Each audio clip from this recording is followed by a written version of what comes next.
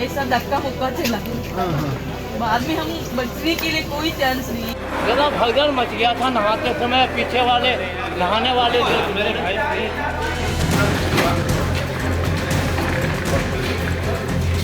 महाकुंभ में 28 जनवरी की देर रात करीब 1:30 बजे संगम नोज इलाके में भगदड़ हुई। सरकारी आंकड़ों के मुताबिक 30 लोगों की मौत हुई और 90 लोग घायल हुए, लेकिन अपने ही आंकड़ों पर सरकार घिरती हुई नजर आ रही है। सरकार ने सिर्फ एक जगह भगदड़ की बात कही है। साथ ही साथ मौनी अमावस्या पर कुंभ में हुई भगदड़ और मौत के सही आंकड़ों पर प्रशासन के दावों की चश्मदीदों ने ही अब पोल खोलनी शुरू कर दी है। भगदड़ में जौनपुर की एक महिला की मौत हुई। महिला के साथ 9 लोग जौनपुर से प्रयागराज महाकुंभ में स्नान करने गए थे। महिला के साथ आए लोगों ने जो बताया वो जानकर आप हैरान रह जाएंगे। स्नान करने गई जौनपुर की चंद्रवती मिश्रा भगदड़ की चपेट में आ गई थी, जिसके बाद चंद्रवती कहां गई किसी को कुछ नहीं पता चला। चंद्रवती को काफी ढूंढने के बाद जब वो नहीं मिली तो लोगों ने एक अस्पताल से दूसरे अस्पताल जाकर तलाश करना शुरू कर दिया। मोतीलाल नेहरू मेडिकल कॉलेज में जब चंद्रवती के देवर शिवशंकर मिश्रा पहुंचे तो वहां मॉर्चुरी में उन्होंने जो देखा वो बेहद चौंकाने वाला था। भाभी की तलाश में मॉर्चुरी गए शिवशंकर मिश्रा ने एक निजी चैनल को बताया कि बाहर केवल अज्ञात 24 लोगों की फोटो चिपकाई गई थी। जब उन्होंने फोटो देखा तो उसमें उनकी लापता भाभी चंद्रवती का भी फोटो लगा हुआ था।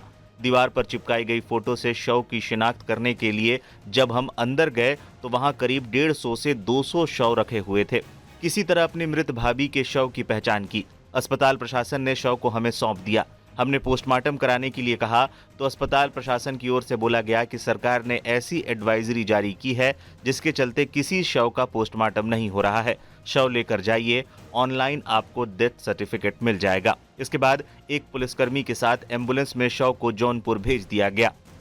चंद्रवती के साथ स्नान करने गए जैनेन्द्र सिंह ने बताया कि जिस हिसाब से सरकार प्रचार प्रसार कर रही है वही देखकर वैसा ही सोचकर वो लोग स्नान करने गए थे। अगर उन्हें पता होता कि वहां कोई रास्ता तक बताने वाला नहीं है और इतनी ज्यादा बदइंतजामी है तो वो लोग कभी भी महाकुंभ नहीं जाते। जैनेन्द्र ने मौत के आंकड़ों पर सवाल उठाते हुए कहा, वीआईपी पास वाले श्रद्धालुओं को कुचलते हुए आगे निकल रहे थे।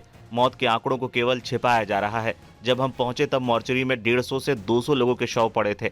हमारे पहुंचने से पहले न जाने कितने लोग अपने परिजनों के शव लेकर जा चुके थे। देश के अलग अलग राज्यों में कुंभ से अब तक 41 शव लौटे। एक मीडिया रिपोर्ट में दावा किया गया है कि भले ही प्रशासन मरने वालों का आंकड़ा 30 ही बता रहा हो, लेकिन अब तक 41 शव देश के अलग अलग इलाकों में पहुंच चुके हैं। अकेले यूपी के 8 जिलों में 16 शव पहुंचे हैं। इसमें गोरखपुर बलिया में 4-4, जौनपुर में 3, लखनऊ, मऊ, गोंडा, सिद्धार्थनगर और प्रयागराज में एक शव लाए गए हैं। यूपी को छोड़ बाकी राज्यों में अब तक 25 शव जा चुके हैं। इनमें बिहार में 8, कर्नाटक में 4, हरियाणा राजस्थान में 3-3, झारखंड और पश्चिम बंगाल में 2-2, असम, गुजरात और उत्तराखंड में एक शव परिजनों के पास आए हैं।